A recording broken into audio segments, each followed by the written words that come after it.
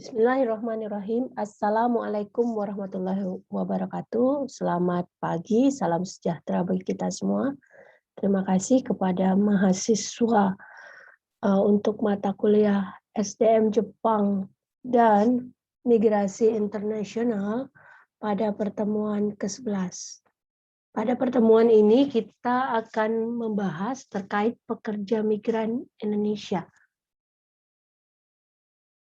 Selanjutnya, dasar hukum perlindungan pekerja migran Indonesia itu diatur di Undang-Undang Nomor 18 Tahun 2017 tentang perlindungan pekerja migran Indonesia. Dalam hal ini, perlindungan pekerja migran dimulai dari upaya untuk melindungi kepentingan si calon pekerja, kemudian pekerja migran itu sendiri dan keluarganya dalam mewujudkan terjaminnya pemenuhan hak dan keseluruhan kegiatan sebelum bekerja, selama bekerja, dan setelah bekerja dalam aspek hukum dan ekonomi dalam hal ini.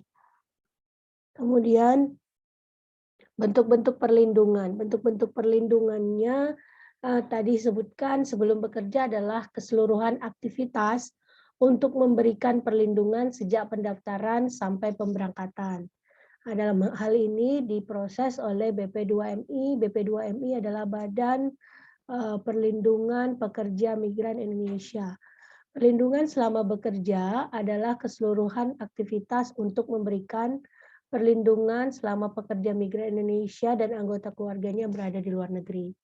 Perlindungan setelah bekerja adalah keseluruhan aktivitas untuk memberikan perlindungan sejak pekerja migran Indonesia dan anggota keluarganya tiba di debarkasi di Indonesia hingga kembali ke daerah asal, termasuk pelayanan lanjut menjadi pekerja produktif. Jadi bentuk-bentuk perlindungan yang akan dilakukan itu sejak si calon pekerja akan melakukan pendaftaran sampai proses pemberangkatan pada saat mereka bekerja di sana beserta keluarganya di perlindungannya, kemudian perlindungan setelah bekerja, di mana dalam hal ini kembalinya pekerja migran dan keluarga ke Indonesia termasuk pelayanan lanjut menjadi pekerja produktif. Hal ini diatur di Undang-Undang Nomor 18 Tahun 2017 tentang perlindungan pekerja migran Indonesia.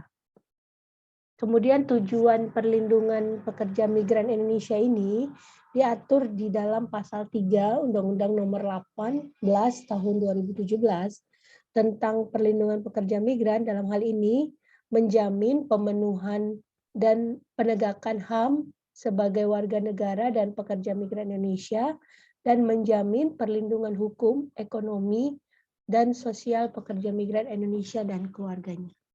Hal inilah yang menjadi tujuan dari perlindungan Undang-Undang Nomor 18 Tahun 2017 terkait pekerja migran Indonesia.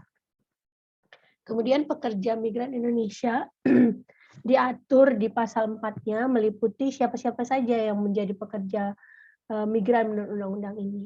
Pekerja migran Indonesia bekerja pada pemberi kerja berbadan hukum, kemudian pekerja migran Indonesia yang bekerja pada pemberi kerja perseorangan atau rumah tangga, pelaut, awak kapal, dan pelaut perikanan.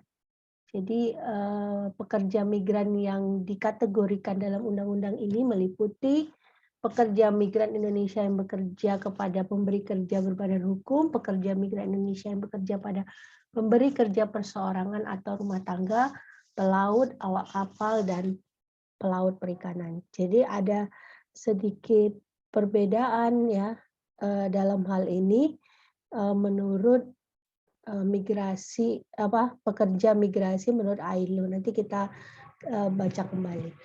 Yang bukan termasuk pekerja migran Indonesia menurut Undang-Undang 18 2017 adalah warga negara Indonesia yang dikirim atau dipekerjakan oleh badan internasional oleh negara yang di luar wilayah untuk menjalankan tugas resmi. Itu tidak dikategorikan pelajar, warga negara Indonesia, pengungsi atau pencari suaka, penanaman modal, aparatur sipil negara atau pegawai setempat yang bekerja di perwakilan Republik Indonesia, warga negara Indonesia yang bekerja pada institusi dibiayai oleh anggaran pendapatan dan belanja negara, warga negara Indonesia yang mempunyai usaha mandiri di luar negeri. Jadi ini tidak dikategorikan sebagai pekerja migran Indonesia. Kalau kita lihat lagi pengaturan ILO, dalam hal ini ILO menyebutkan pengertian pekerja migrasi internasional melalui International Labour Organization mendefinisikan pekerja migran itu adalah sebagai seorang yang bermigrasi atau telah bermigrasi dari sebuah negara ke negara lain dengan gambaran untuk dipekerjakan oleh orang lain selain dirinya sendiri, termasuk siapapun yang diterima secara reguler sebagai seorang migran untuk pekerjaan. Kategorinya adalah pekerja-pekerja perbatasan yang tidak dikategorikan termasuk dalam konvensi ILO ini adalah pekerja-pekerja perbatasan, artis-artis, dan anggota profesi liberal yang masuk ke sebuah negara dan hanya selama waktu yang tertentu, kemudian pelaut, kemudian orang-orang yang mempekerjakan diri sendiri, orang-orang yang datang khusus dengan tujuan pelatihan atau pendidikan, dan orang-orang dalam bisnis atau penugasan khusus untuk organisasi mereka di negara lain, dan pekerja-pekerja yang tinggal di sebuah negara secara ilegal. Jadi aturan undang-undang ini agak berbeda, bahwa kalau pengecualiannya pelaut, dalam hal ini pelaut tidak dikategorikan di ILO, namun di Undang-Undang 18 tahun 2017, pelaut awak kapal, dan pelaut perikanan. Jadi yang bekerja sebenarnya, yang bekerja di perusahaan asing di negara lain, pelaut awak kapal dan pelaut perikanan itu dikategorikan sebagai pekerja migran Indonesia menurut undang-undang ini. Namun di ILO, pelaut tidak dikategorikan sebagai pekerja migran. Mungkin di pelaut di sini dimaksud adalah yang bekerja sendiri. Kalau yang di dalam Undang-Undang 18 2017 jelas menyebutkan pelaut awak kapal dan pelaut perikanan. Jadi yang bekerja ya, bekerja dengan pihak lain dalam hal ini. Kemudian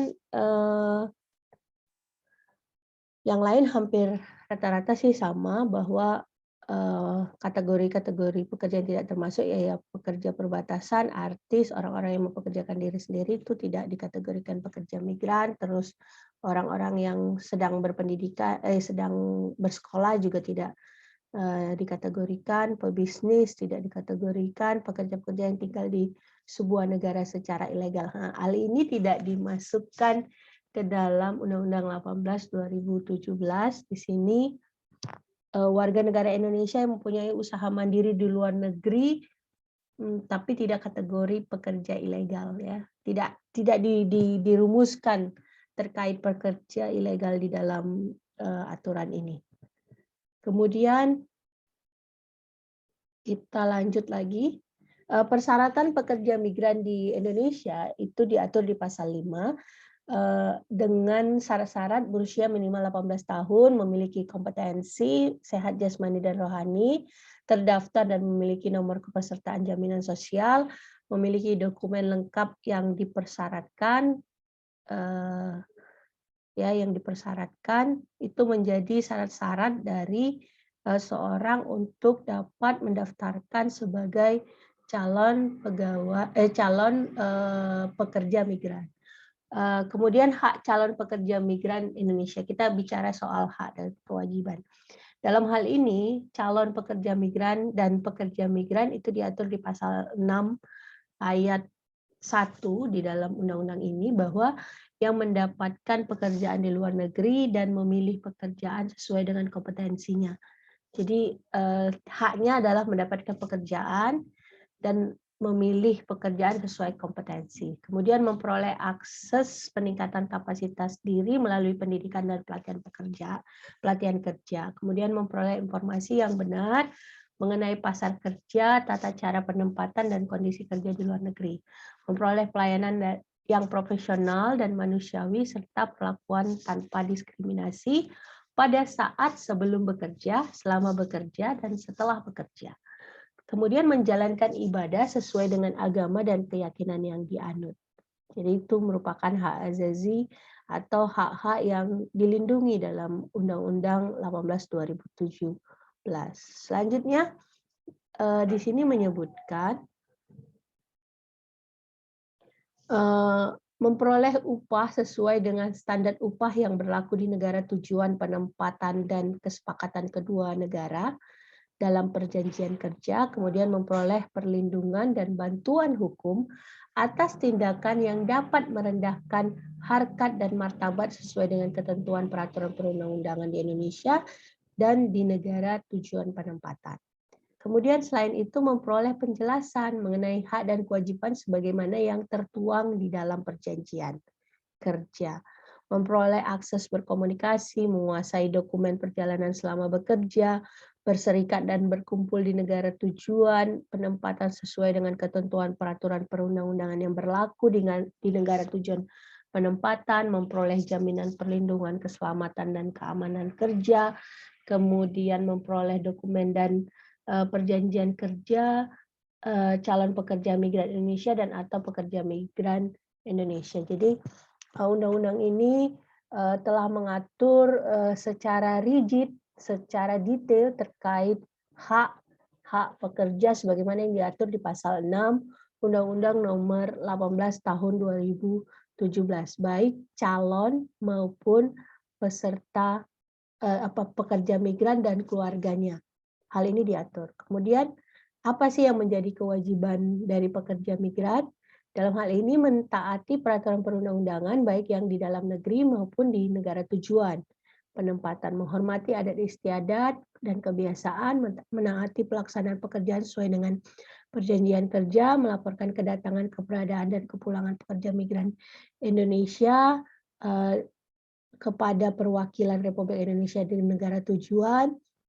Kemudian kita lihat apakah Undang-Undang 18 2017 ini telah mengatur sebagaimana yang diatur di ILO dalam hal ini terkait soal pekerja migran. ILO membentuk Badan Hukum Internasional yang komprehensif yang menangani perlindungan pekerja migran termasuk mereka yang menjadi korban perdagangan orang untuk menjalankan kerja paksa, standar-standar utama yang khusus mengacu pada pekerja migran atau mengandung ketentuan yang melindungi mereka meliputi hal yang diatur di dalam Konvensi Migrasi untuk Pekerjaan direvisi tahun 1949 nomor 97, kemudian Konvensi Pekerja Migran, ketentuan-ketentuan tambahan yang diatur di tahun 1975 nomor 143, Konvensi Kesetaraan Perlakuan Jaminan Sosial, ini diatur di 1962 nomor 118, kemudian Konvensi Pemeliharaan Hak-Hak Jaminan Sosial yang dirubah di tahun 1982 nomor 157, kemudian kesetaraan dan pemeliharaan ya berbeda. Kemudian Konvensi Agen-Agen Ketenagakerjaan Swasta diatur 1997 nomor 181. Jadi konvensi ini terkait pengaturan migrasi untuk pekerjaan, di mana pekerja migran dan keluarga mereka telah diterima secara permanen. Misalnya ketentuan yang melindungi pekerja-pekerja ini terhadap pemulangan hanya berdasarkan ketidakmampuan untuk bekerja.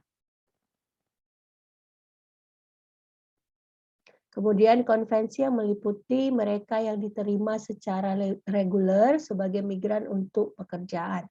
Konvensi ini mencakup langkah-langkah untuk mengatur kondisi di mana terjadinya migrasi untuk pekerjaan seperti langkah-langkah perlindungan umum terkait dengan pemberian layanan gratis untuk membantu migran, ketentuan informasi, langkah-langkah untuk menanggapi propaganda yang menyesatkan, perjalanan dan kedatangan migran, transfer pendapatan mereka, langkah-langkah yang terkait dengan pemulangan migran permanen.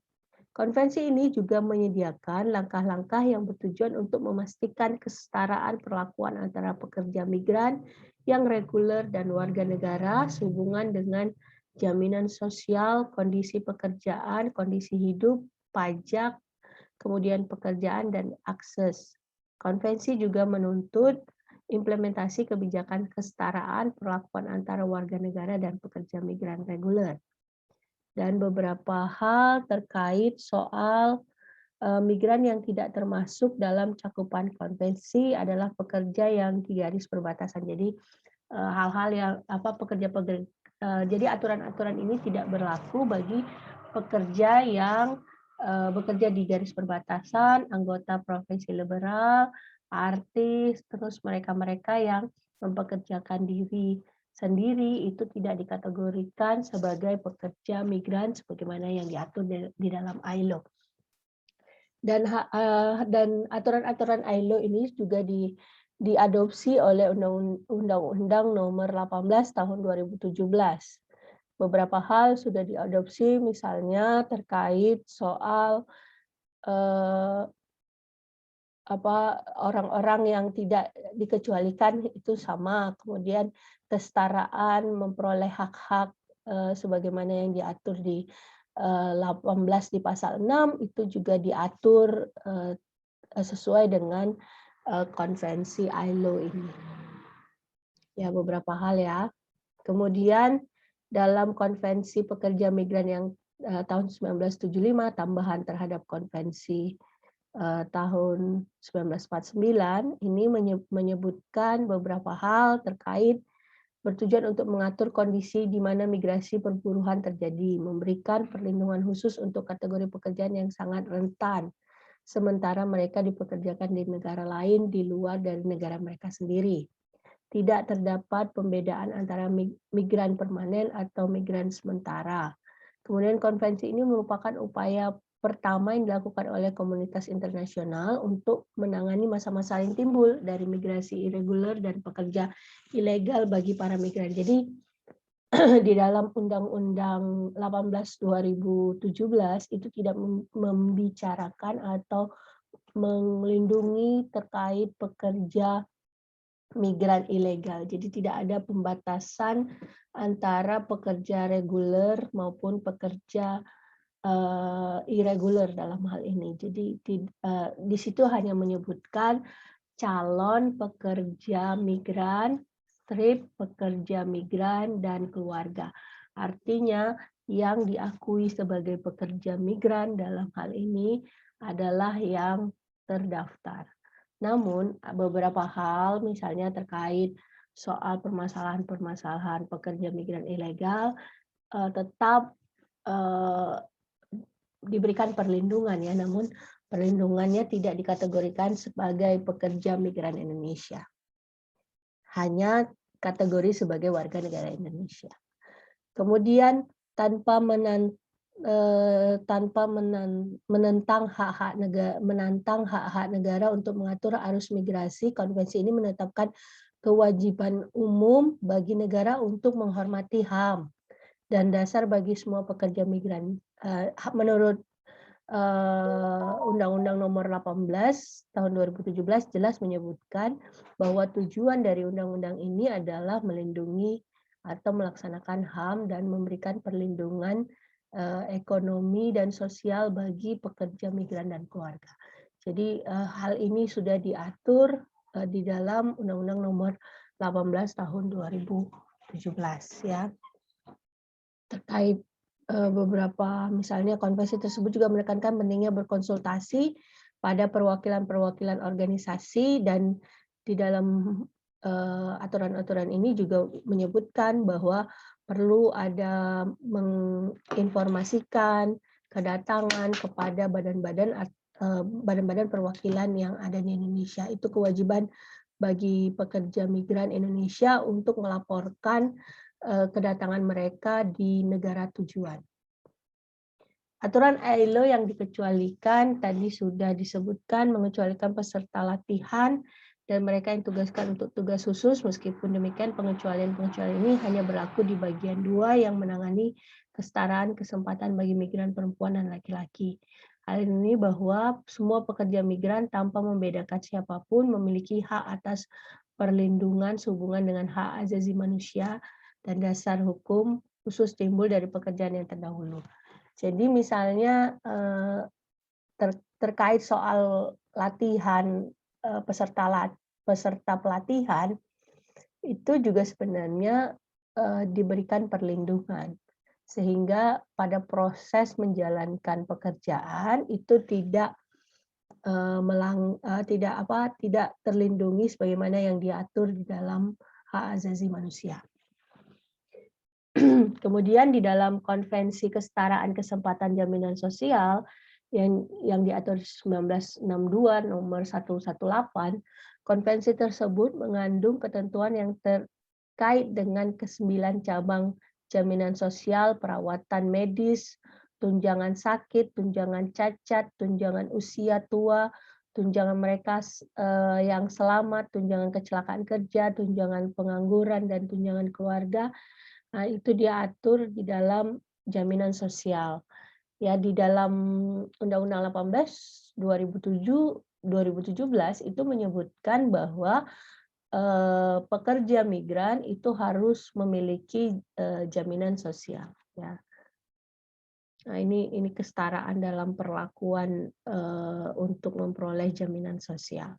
Selanjutnya, Konvensi Pemeliharaan Hak-Hak Jaminan Sosial 1982 nomor 157. Konvensi ini mengandung ketentuan-ketentuan terkait ke-9 cabang ya, perawatan medis dan hal-hal yang menjadi kalau di dalam undang-undang jaminan sosial ketenagakerjaan kita bahwa jaminan itu adalah jaminan hari tua, jaminan kesehatan, jaminan kecelakaan kerja, dan jaminan kematian. Jadi 4 hal ini menjadi jaminan terhadap pekerja, baik pekerja yang ada di Indonesia maupun pekerja migran Indonesia. Sudah diatur di dalam ketentuan perundang-undang terkait jaminan sosial tenaga kerja. Selanjutnya menjelaskan di dalam ILO, konvensi ILO menjelaskan tentang konvensi agen-agen ketenagakerjaan swasta. Diatur pada tahun 1997 nomor 181 terkait perkembangan agen-agen ketenagakerjaan swasta dalam rekrutmen dan penempatan pekerja-pekerja migran dan mengingat kebutuhan untuk melindungi pekerja migran terhadap praktek-praktek pemalsuan dan penyalahgunaan. Konvensi ini menawarkan panduan untuk merancang sebuah kerangka hukum untuk menanggapi praktek-praktek rekrutmen ilegal dan trafficking pada manusia, terutama perempuan dan anak. Dalam hal ini, Undang-Undang Nomor 18 Tahun 2017 itu mengatur terkait soal perusahaan yang akan memberikan memberi pekerjaan kepada pekerja migran, dalam hal ini harus berbadan hukum, dan itu diatur di dalam Undang-Undang 18 2017 dan diawasi oleh Badan Perlindungan Pekerja Migran Indonesia. Ya. Kemudian perlindungan calon pekerja migran Indonesia. Perlindungan sebelum kerja sebagaimana terdiri dari perlindungan administratif dan perlindungan teknis. Perlindungan administratif antara lain kelengkapan dan keabsahan dokumen, penempatan kondisi dan syarat kerja. Calon pekerja migran Indonesia wajib mengikuti proses yang dipersyaratkan sebuah pekerjaan.